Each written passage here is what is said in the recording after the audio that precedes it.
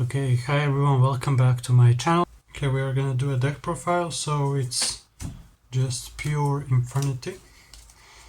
So let's get started. So for the first monster, of course, is triple Infernity Archfiend. He is mandatory. 3 off in the deck. He is your starter, extender. He is the heart and soul of the deck, but he wouldn't be remotely good if it didn't have its partner in crime, Infernity Necromancer. You could play 2 Necromancers, but I really do like having third as an option, because sometimes during the third or fourth turn you burn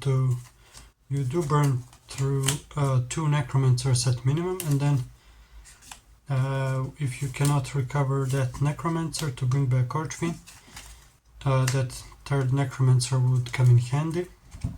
So those are all the Infernities, so just 3 Archfiend, 3 Necromancers, because they are still the best Infernities in the game.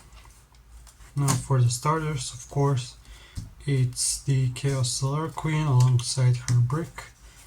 Allure Queen level 7, you need to run her for Dracosac and Charbini play. And another starter is Torguide. Torguide is our best normal summon, but as you can see, we don't really have a lot of normal summons, so even normal summoning Necromancer is viable.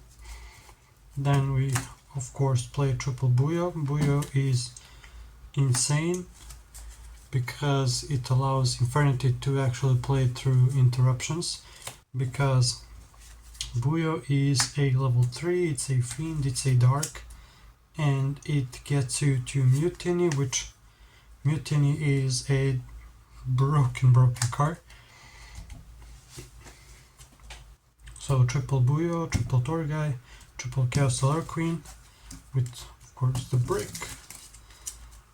Okay, now for the one-offs, we have the Fiendish Rhino Warrior, Ares to search Archfiend, Stygian, Lacrima, and 1 Engraver. You could play more Engravers, but I didn't really like having multiple Engravers and Finchmix Sanct, or I don't have Tract. And also Tract is very bad now because Luri is a brick, and I don't really want to add more bricks when I already have like 4 or 5 bricks in my deck. So I think that I'll just pass on this engine for Finsmiths. That's the minimum amount. So that's it for the monsters, so that's 21 monsters. Now we are going over the spells. So of course the first one is Infernity Launcher, the best Infernity spell, or even best Infernity card in general, because this card is basically Soul Charge on crack, because it can revive 2 Necromancers, and those 2 Necromancers can bring Archfiend 2 times, so Archfiend can get 2 more searches, which is insane.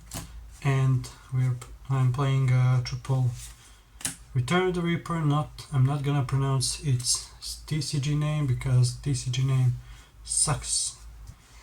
And why am I playing 3 copies? Because this is a pure build, so you actually want to draw this card, because this card allows you to actually play through interruptions and Bestials, DD Crows, and etc. And also it has a great grind game, which pure Infernity really needs a lot more, but Return of the Reaper does help a lot. So that's for the Infernity spells. Now triple Allure Dance, broken card. This is also a Rota for Allure Queens, and it's also a Soul Charge every single turn, which is really good. So triple Lord Dance. Don't run Palace because Palace is a -1, and Chaos Alert Queen by herself is also -1, so going -2 for basically the same effect is not worth it. Of course, the one Foolish Burial, still broken as ever. One Mutiny. Mutiny is broken because with Duke of Demise and Aerial Ether you have so much fuel because you can just keep on shuffling back your resources into the deck so you can use them multiple times. I don't have Lucy and I would definitely play it in my extra deck, but for the time being I'm just running 2 fusions and that's the bare minimum. So yeah, broken card. Now these are the non-engine cards. These cards can be anything you like, but I really do like Triple Tactics Talents, Triple Chalice, and Triple Imperm. So now these are the cards that I really like because Imperm and Chalice can be useful going first and second, while some cards like here are some other ideas like Call By, Feather Duster, Change of Heart. You can even play these, but these cards are strictly for going second and Call By is good going first. So that's why I actually cut them all 3 and just put 3 Chalice, 3 Imperm and Triple Tactics Talents because they are flexible on both turns, especially Impermanence, because Impermanence can be activated from the hand, which Infernities really do need more hand traps like these. Okay, that's for the non-engine. And for the traps, that's 1 barrier, 1 break and double barrier. You could play the 3rd copy of barrier, but 2 copies of barrier is enough because you'll already have so much Omni negation. So 2 barrier is completely fine, and even the 3rd barrier is maybe even win more because if you play triple barrier, then that will be a higher percentage of you drawing it, which it really sucks drawing barrier because barrier does nothing in your hand, and if you draw it in your opening hand it basically makes your hand go from 5 cards to 4 cards. So I'm just running 2 barriers, enough. Break also fine as a one-off. Now for the extra deck, this extra deck actually has a lot more space than you actually think, because I'll show you. Of course, Ally Kotaker. This is our new Appaloosa, and Ally Kotaker is even better than Appaloosa because it's a Omni Negate, but it does require you to tribute a link monster that it points to. But there is no problem because we have Sequence Lacrima, and I'll show you the 1-card combo you can do in this deck. It's super easy and flexible. Anyway, of course, another Link 5, it's Underworld Goddess.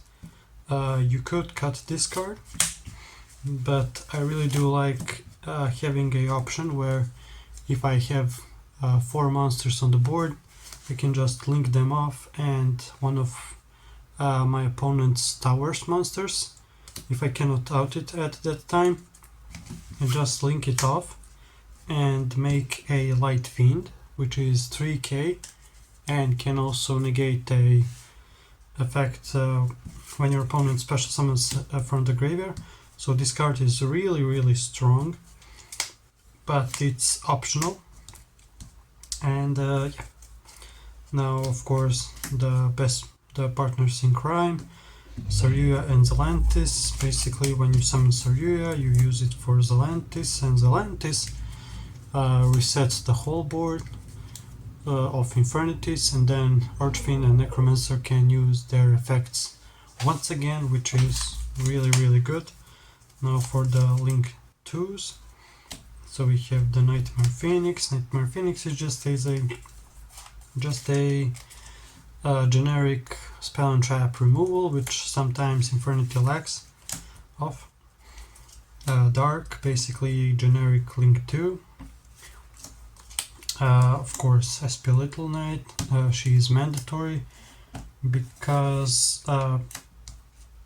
if you're going second, you can just summon SP Little Knight and try to bait one of your opponent's interruptions, and then if they try to negate it, you can just banish SP and banish another monster on the field. So she's basically baiting 2 interruptions by herself, which is really strong.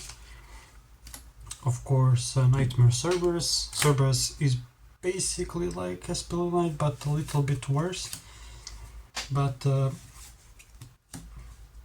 I really do like playing Nightmares still, because they discard your card, and sometimes you get into weird situations where you have a lot of monsters and you have to discard your cards from your hand, and Nightmares are really good for that. Then Sequence, of course, this is mandatory. Reprodocus is insane, because if you have any fiend, you can just point it, play it over here or here, and then Reprodocus can make it a light fiend, which is very strong. And also that means that we're not running the Exciton or the Jin light fiend, because it's super weird to play those cards, because if you actually XYZ, those cards won't get their effects if they're sent to the graveyard, like, I don't know. Anyway, I just want to have my cards in the graveyard, so if I actually want to use Mutiny, which is the whole point, you summon Reprodocus, have 2 fiends, and then you can use Reprodocus, make it a light fiend, go for Requiem, and then do the Fiendsmith plays. Cherubini is our best starter, because it can send Fiendish Rhino Warrior, and Rhino Warrior can either send Ares or Stygian or Archfiend or Buyo. It can send a lot of Fiend monsters, which is really good for Fiendish Rhino Warrior and Cherubini. And of course the Link 1, it's Fiendsmith's Requiem. So that's it for the Link monsters. Now we're gonna go for the fusions. Of course, Aerial Eater and Duke of Demise. They are broken with each other, because Aerial Eater is there to send either Ares or Stygian, and Duke of Demise is a good extender for Infernity Necromancer. And when you wanna summon them, you will use Sequence or Mutiny, so you can while summoning the other one, if you have, I think, for example, if you have Duke of Demise, you can shuffle back Duke of Demise into the extra deck and another Dark Fiend to special summon Aerial Eater. And if you have a Aerial Eater in the graveyard, you can shuffle back the Aerial Eater and any Fiend and summon Duke of Demise. So they basically recover themselves every single turn, which is really strong. So yeah, just 2 fusions. As I mentioned, you can play Lucy, That's also a really good option because it can recycle. It can recycle the turbine as well, which is so useful. But the bare minimum is these two, and that's good. Then of course the Draco Sack, because Draco Sack is a good card with Chaos Solar Queen, and it summons 2 level 3 tokens, and those 2 level 3 tokens can be used for Turbini. And yeah, so that's it for the video. Thank you for watching. Expect combos and actual duels very soon. Yeah, see you soon.